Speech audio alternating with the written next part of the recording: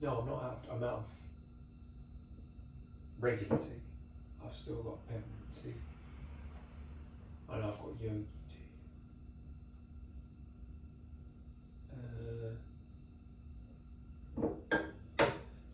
Decisions.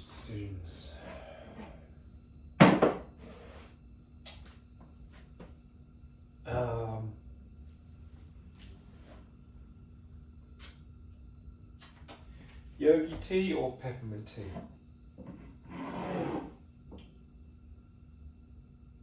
Peppermint is fresh and blue. What is even in yogi tea?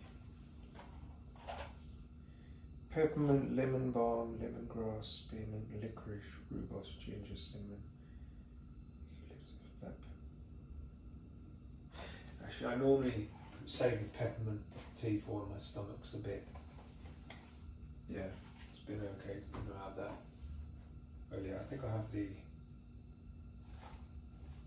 mental clarity tea. I don't know if it really helps with mental clarity, but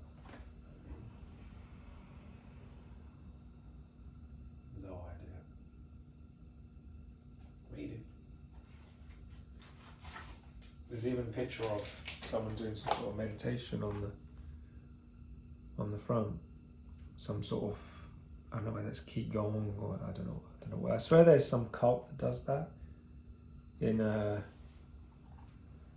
China, is it in China? The people that the government actually, or someone to, I think it was no, not the government. It was criminals.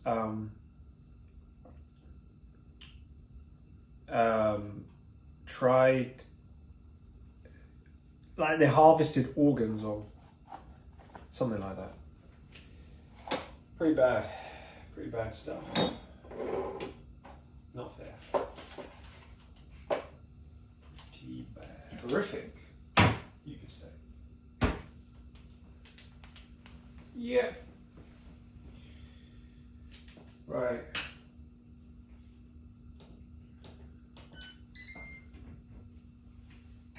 I mean, there's one thing if someone is dead and they've given their consent, you know, before they die, obviously. But it's another thing,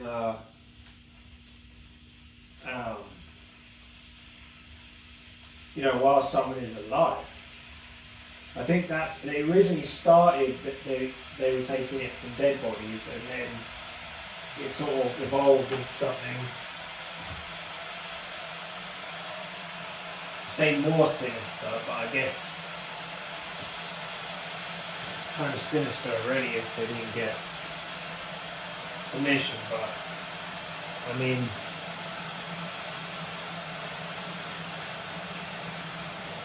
there's different beliefs on a dead body. I think some people cremate, some people, you know, but particularly bad.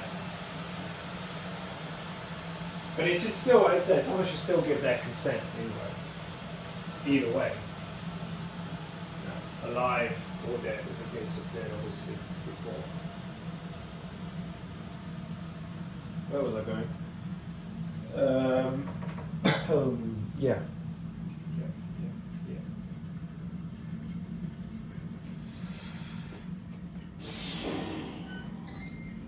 Right.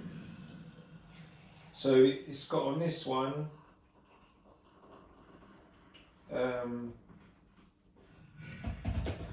give us strength. Oh, it's weird. Speaking of bodies, and look what's written on this tea bag. Give us the strength to resurrect and rise in our excellence. Man. Is that not weird? Resurrect. Resurrection of Jesus Christ. Ooh, wee. Right. Moving on rapidly.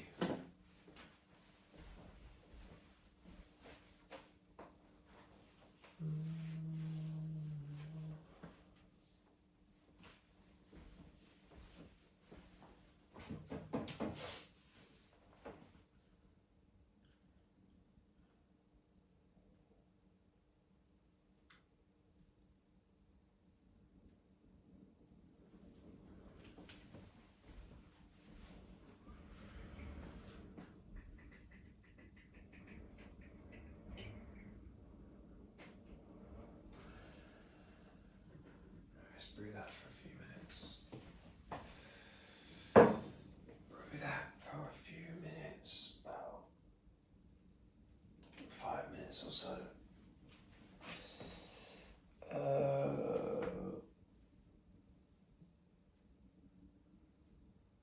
Yeah, it should be ready to drink in about 10 minutes. So, well.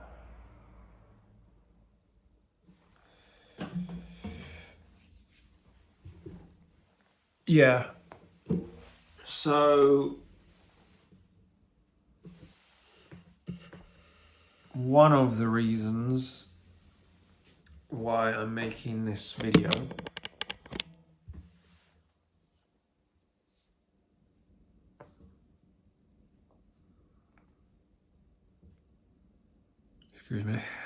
is because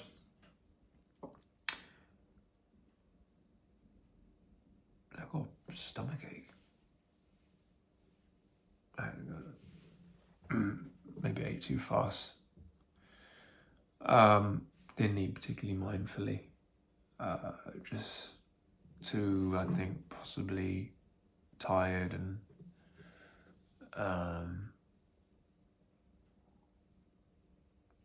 too many things going on in my mind, really. Too many things going on. Just couldn't get in the present, really. Not really fully in the present now, but trying to get there.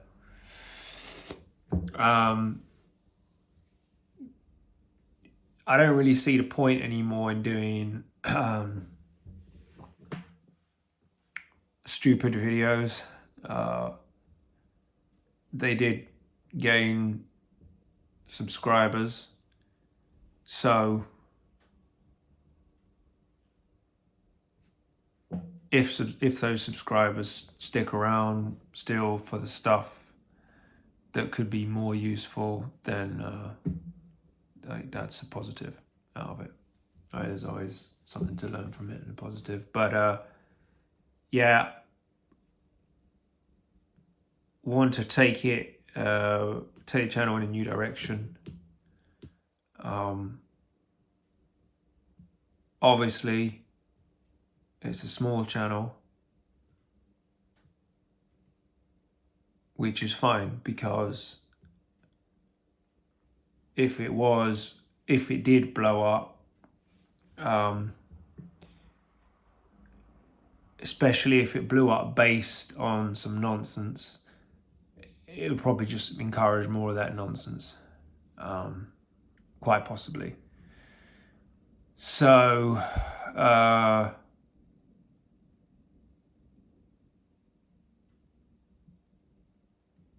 in the event that it ever did blow up, then at least I'd rather it be less likely to blow up, but actually blow up for the right reason.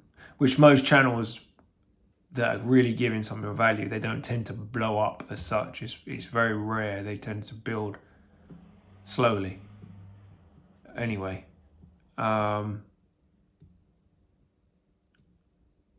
this channel would probably have, it could possibly have less subscribers than it's got now, even though obviously it hasn't got very much anyway, but it would probably have less if I'd started from the beginning of it with stuff that I truly believed was useful. But in a sense, maybe at that moment when I was doing it, I had to see what was useless so I could see what is now useful. And in some ways, it's good for people to see the progression from nonsense to gradually less nonsense. We'll see what happens, I guess.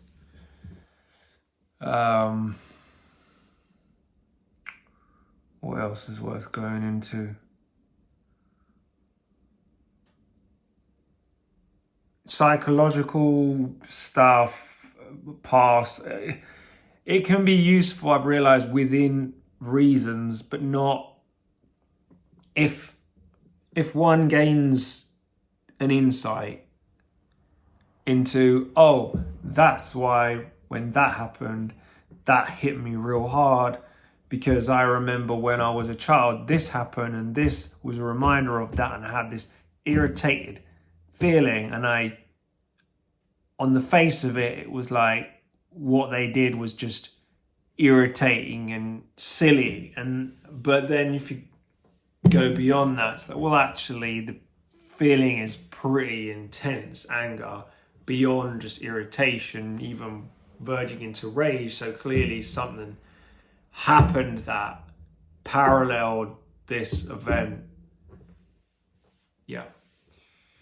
So that kind of stuff could be useful. Going into every little detail may not be useful, may only be useful to talk about every little detail with a therapist, which is what I was doing originally, and now two things. I don't know a therapist who's actually not retired, because both of the therapists that I saw previously, one is definitely retired. He's taken his contact details off his he's deleted his website, and this was 2 years ago, and he said he was looking to retire, and he was 79 at the time. He's retired. He was a EMDR therapist, but not the way the new guys do it. It was sort of more old style EMDR. I don't know how to describe that, but sort of you'd only understand it if you met him. But and then the other one was a psychodynamic therapist. I made a video him on here. His name is Philip. I'm pretty sure he doesn't mind me using his first name. So he's psychodynamic, and he publicizes himself online, and anyways, whatever. He's pretty bold like that. He doesn't really mind things like that, from what I remember. Maybe he does, but if he does, he's very good at putting in his place, separating himself from the emotion. So he is still seeing a few clients a week. He's put his rate up slightly from 50 to 60, which is still pretty reasonable considering that he's a pretty senior therapist and he's based in London. So I think he's still saying maybe, is it 2 or 3 a week? So I'm in contact with him, which isn't strictly appropriate, you could say. However, I think maybe he sort of he knows that he knows kind of the state I was in when I ended therapy with him. I didn't end therapy with him on good terms, you could say. I didn't really come to a conclusion. I just kind of really just went into a rage and and sent him angry emails, basically aggressive emails. I got fed up. I just was getting frustrated, feeling it just wasn't working. And in some ways, it was best to move on from him, because I think after a while we were just going round and round and round, and I was gaining the insights, but the emotions were far too intense because I didn't really have a routine spiritual practice. And even if I did at the time, it wasn't for the right reasons. It was to make my life a certain way, which defeats the purpose of a spiritual practice, really. Looking back, that's just, you're on a treadmill non-stop, and it's bound to end in frustration, because you can't, anything you build up, what goes up must come down. It's only the mind that can really go up, so to speak, because the lives we set up, they fall apart.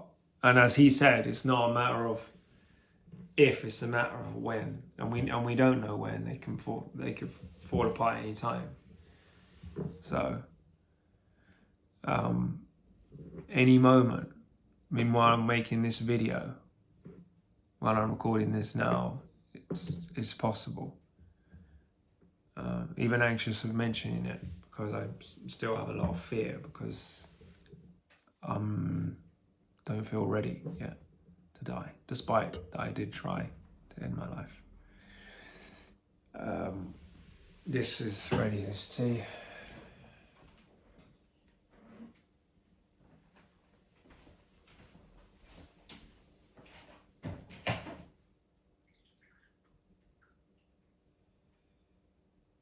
I'm just wondering if there's anything else worth talking about. Probably going to start making these videos a bit shorter, I don't know what happened with this one, but in general may start to make them a bit shorter as well.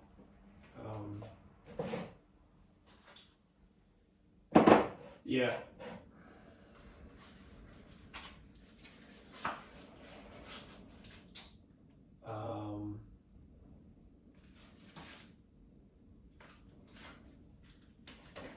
Yeah, I'll have this chocolate actually. I don't want chocolate almonds.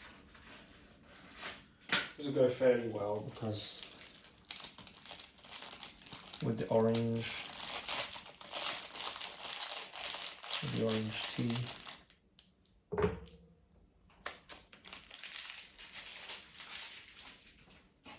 Orange tea has got orange in it.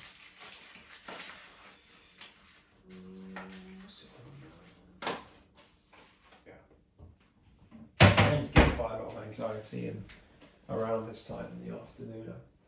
I don't know whether that's part of what's prompted me to make a video. Maybe. Quite possibly. That has prompted me.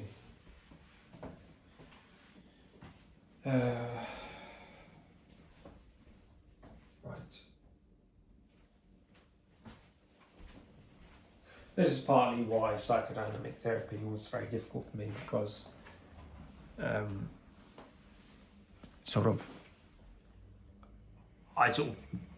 tended to probably dominated the session with just saying so much, because there was a never-ending amount of stuff that I feel I needed to say. And rarely did I find a moment of stillness where I could really allow my mind to find the useful insight into what was really going on. The real reason for the pain. And I always was so sure I knew the reason for the pain is what this other person did, And it was rarely ever what the other person did, with the exception of traumatic family stuff. But it was with most people in my life that I've had conflict with, it's been what they have done has triggered something in me, because it's reminded me of what happened, that were horrendously painful at the time and are still painful. when I think back, the things that happened. But understanding why the things that trigger me, I'm able to now step back from that and see, oh, right, that's why. That's why. I may give some examples in some videos, but I'm not sure yet, because I don't want this to. If I do that, I'll put that in a separate video. I kind of like don't go into too much now, because there are already things that still feel fresh because I've just processed them. So I think I'm best off sleeping on it, allowing me to process it further rather than just burn myself out. It's also certain stuff that has triggered me as well. Like certain stuff that's triggered me is certain things that have happened. I don't think she'll mind at my wife's parents' house, and I don't want to talk about that and for it then to come across as I'm slagging them off, but it's actually the opposite. It's actually saying it's me that, what some of the things they've done is an unskillful way of communicating. There's not often what's the word? It's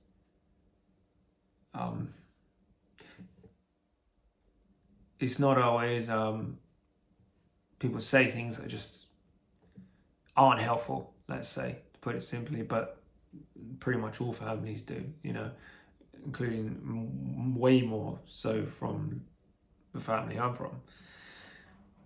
But the reason why I felt it so intensely and it's played on my mind is because a lot of things that have happened are mild, what they would normally just mildly irritate someone, but because I have a heightened sensitivity to it, because it's a trigger point for stuff that happened years ago, my sensitivity to it is heightened. So, yeah.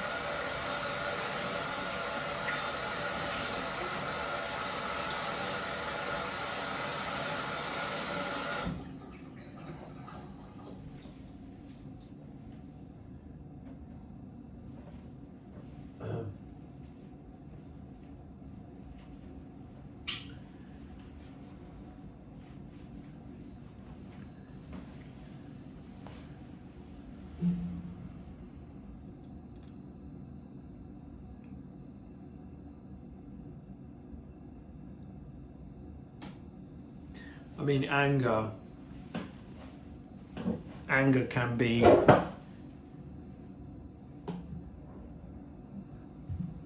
triggered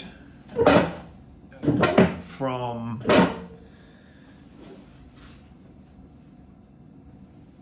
unwise attention to faults, generally other people's faults, or faults in the one who's observing the faults.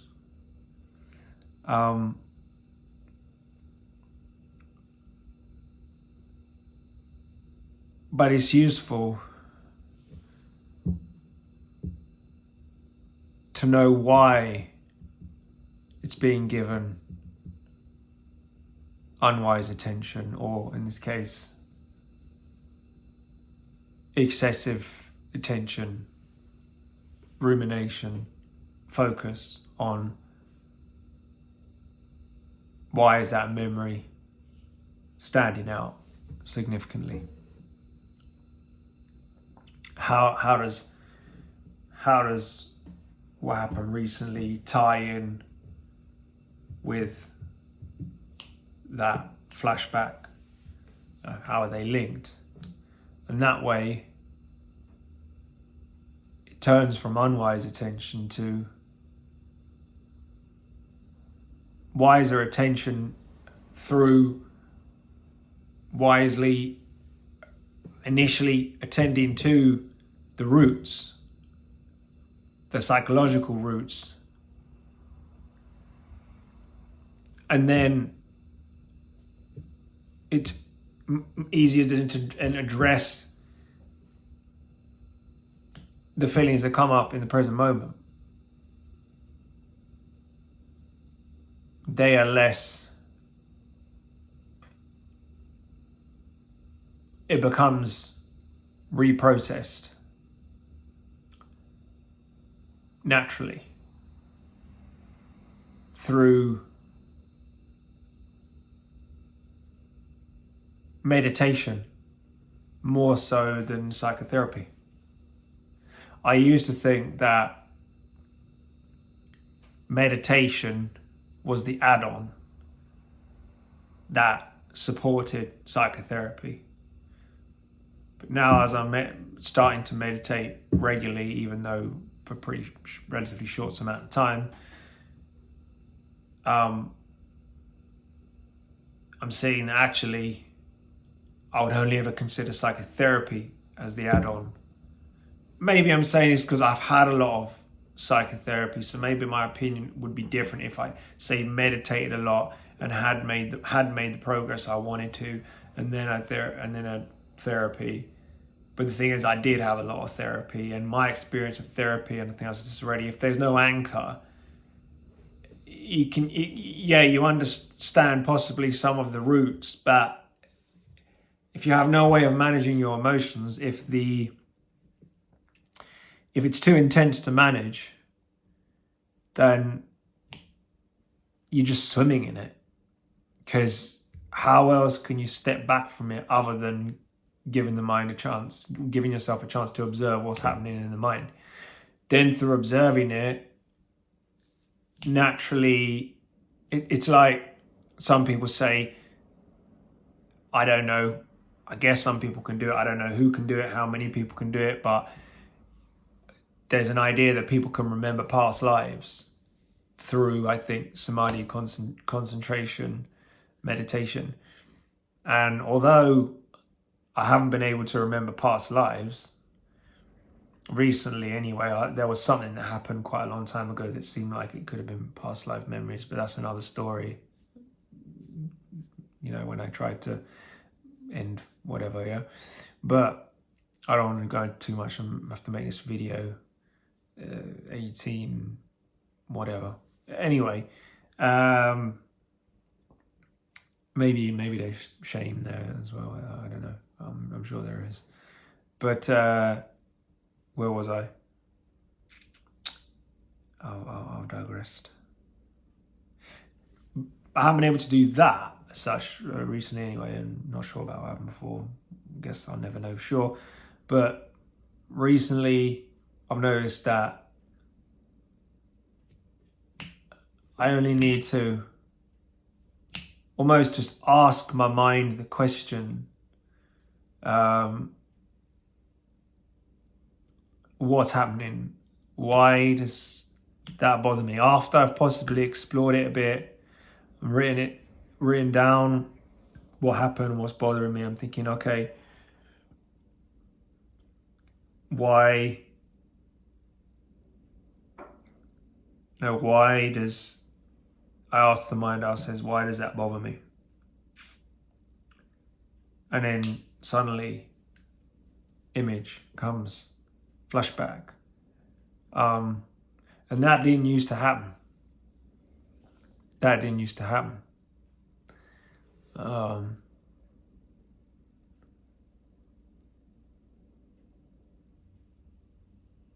And that's from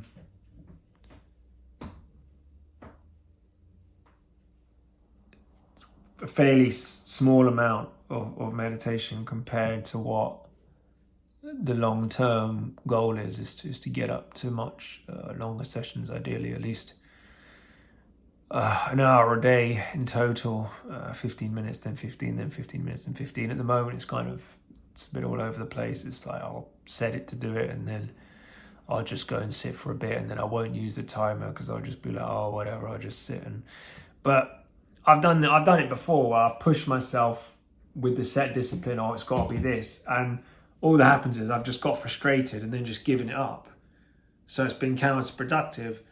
It's much better for me to go easy on myself and do less and be consistent rather than completely get fed up and just feel like that's it, it's all over, which is the story of my life anyway with other things, not just meditation. That's manifested itself in loads of things I've done where it's like, oh no, I've got to be this good, or I've got to be the best, I've got to push myself really hard to impress, to like, just for all the wrong reasons, to sort of gain like my parents' approval, like, you know, especially like my mom's, which approval I don't seem to have ever received on anything now that I think about it.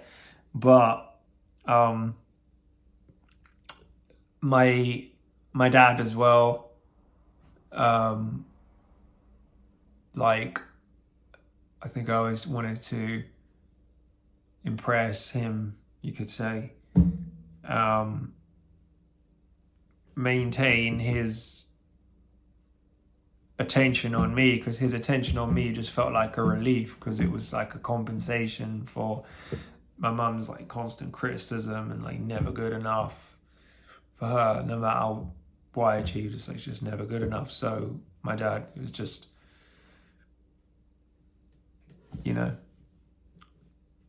it was like, even if I knew deep down he wasn't being strictly honest, and as my sister used to say, like giving me false pretenses, like giving me a false sense idea of the talents I actually had versus what he was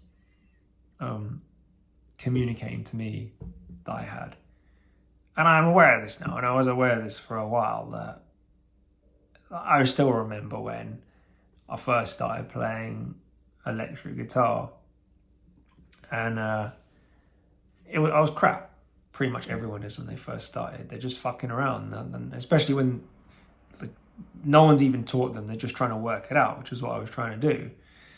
And I was just kind of just going all over the place, but trying to act as if I was some sort of virtuoso. You know, I'm like fucking 11, 12 years old. I'm just kind of going, just all over the place.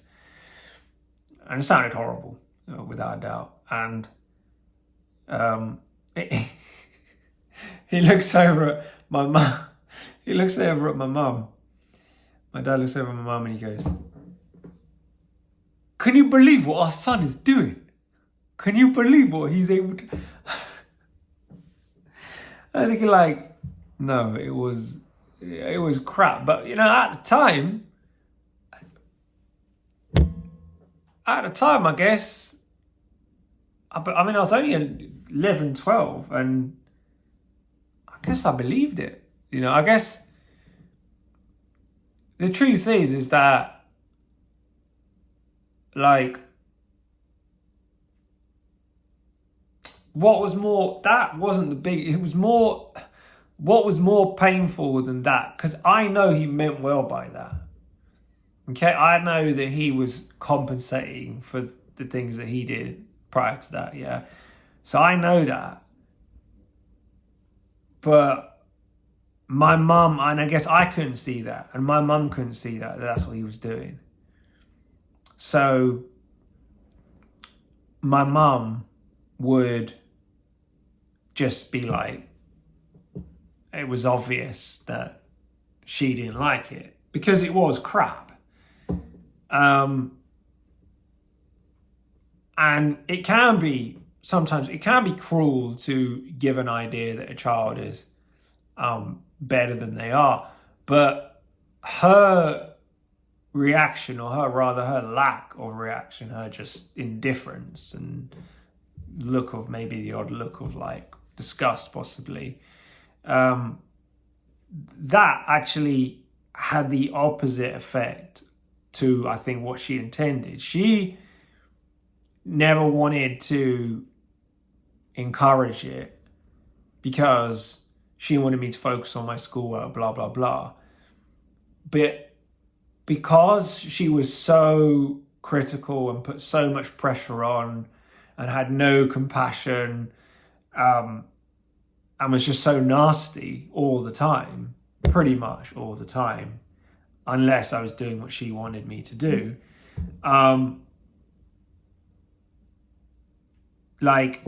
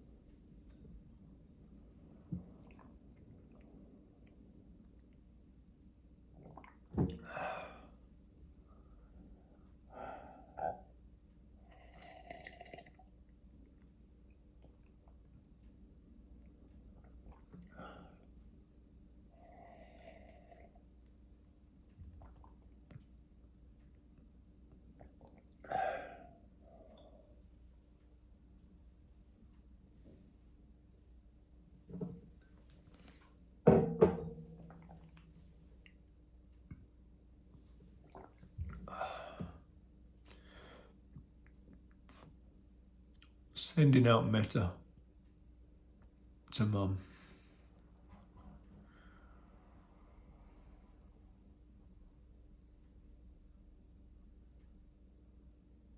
Wishing you all the best.